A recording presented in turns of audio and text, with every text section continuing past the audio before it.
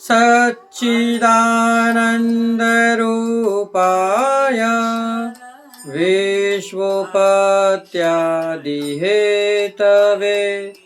तापत्रयविनाशाय श्रीकृष्णाय वयं नमः। पुष्टिमार्गीय सर्वज्ञ करुणारसपूरित श्रेष्ठफलप्रदाता च तस्मै श्री गुरुवे नमः। जय श्री कृष्ण। राधे राधे प्रियजनों, दास का प्रणाम स्वीकार करें। आज ये दास आपके सामने एक ऐसे संत, ऐसे महामुनि की कथा लेकर आया है जो अपने आप में ही शास्त्रों में उत्तीर्ण है, जो आज के समय पर 4 वेद, 18 पुराण, 6 शास्त्र, 40 नीति, 108 उपनिषदों में स्वयं उत्तीर्ण है। ऐसे महामुनि जिनका नाम यामुनाचार्य जी। तो श्री यामुनाचार्य जी की कथा प्रारंभ करने से पहले ये दास आपसे विनती करना चाहेगा कि यदि आप हमारे चैनल पर नए हैं तो हमारे चैनल को सब्सक्राइब करके बेल आइकन बटन को दबा दीजिए, जिससे नित्य प्रति के हमारे वीडियो के सत्संग के माध्यम से आप जान सकें। कमेंट बॉक्स में राधे राधे या जय श्री वल्लभ या जय श्री कृष्ण अवश्य लिखिए। लाइक भी कर दीजिए यदि आपको पसंद आए तो शुरू करते हैं यामुनाचार्य महाराज की कथा। कहते हैं, यामुनाचार्य एक महान भक्त, भगवान के परम विश्वासी और विशिष्टाद्वैत सिद्धांत के प्रचारक थे। आपका जन्म 1010 में हुआ। मदुरा में वैष्णव संप्रदाय के आचार्य नाथ मुनि के पुत्र ईश्वर मुनि आपके पिता थे। पिता की मृत्यु के समय आपकी अवस्था मात्र 10 साल की थी। पिता माँ के संन्यास ले लेने पर आपका पालन पोषण दादी और माता की देखरेख में हुआ। आप बाल्यावस्था से ही अद्भुत प्रतिभाशाली और विद्वान थे। आपका स्वभाव बड़ा ही मधुर और प्रेममय और उदार था। पांड्य राज के महापंडित कोलाहल को शास्त्र में परास्त करने के उपलक्ष्य में महारानी ने आपको आधा राज्य भी सौंप दिया था। साथ ही आलवंदार की उपाधि से विभूषित किया था। एक राजा हुआ करते थे पांडे के। उनको एक शौक था कि जब पंडित आपस में शास्त्रार्थ करते ना, तो इनको बड़ा ही आनंद प्राप्त होता। ये देखते, इनको अपने राज्य के पंडितों पर बड़ा ही गुमान था। इतना गुमान था कि मेरे यहाँ के पंडितों से सब हार जाते हैं, इन्हें हराने वाला कोई नहीं है। परंतु ये जानते नहीं थे कि अहम तो किसी का नहीं रह टिक सका, आपका अहम कैसे रहेगा। उस समय इनकी ख्याति धीरे धीरे बढ़ रही थी, यामानुजाचार्य जी की। श्री राधे।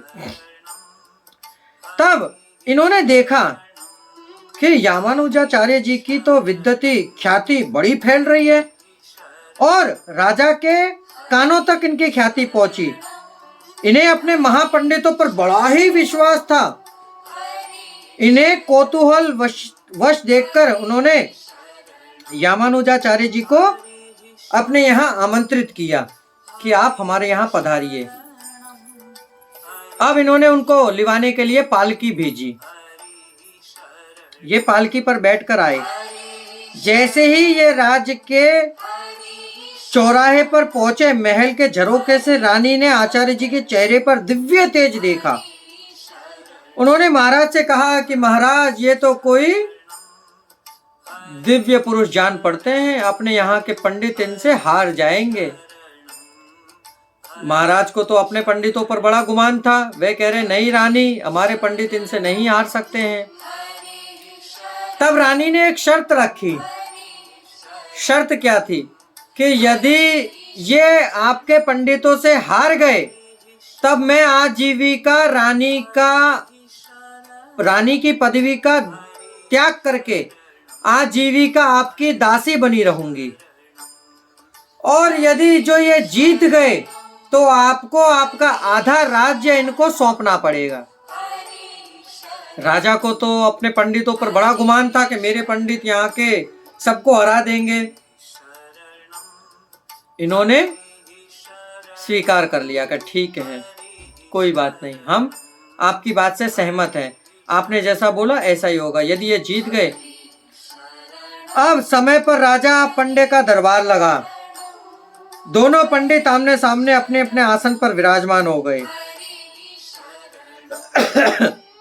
कोलाहल ने घमंड में भरकर आचार्य जी से कहा कि आप जो कुछ भी कहेंगे मैं उसका खंडन कर दूंगा। अब इस पर रामानुजाचार्य जी ने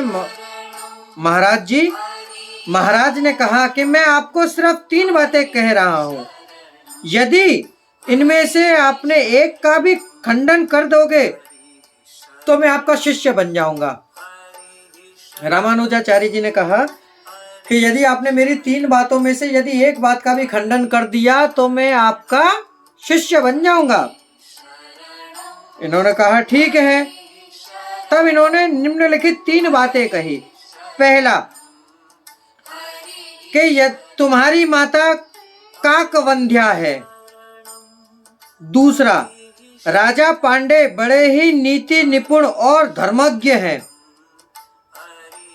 और तीसरा, रानी जी बड़ी ही पतिव्रता और साधु स्वभाव वाली हैं। इनकी बातों को सुनकर पंडित कोलाहल अवाक रह गए। उनकी समझ में नहीं आया कि इनकी बातों का खंडन कैसे करें, क्यों कि वे अपनी माता के एकमात्र पुत्र थे। अतः माता के काकवंध्या होने वाली बात सत्य है निकली। दूसरी, राजा रानी पर दोष ये कैसे लगा सकते थे।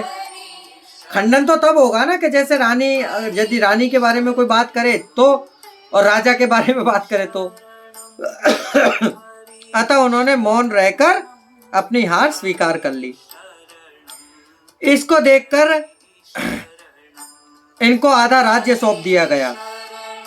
अब रामानुजाचार्य जब 35 साल के हुए तो देहावसान काल में नाथ मुनि ने, क्योंकि नाथ मुनि के शिष्य थे, तब अपने शिष्य प्रवर राम मिश्र से कहा, ऐसा ना हो कि यामुन राज्य कार्य में ही अपना अमूल्य समय बिता दे, विषय भोग में ही उनकी आयु बीत जाए।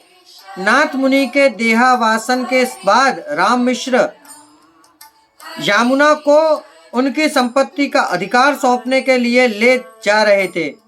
रास्ते में श्री रंगदेव जी का मंदिर आया।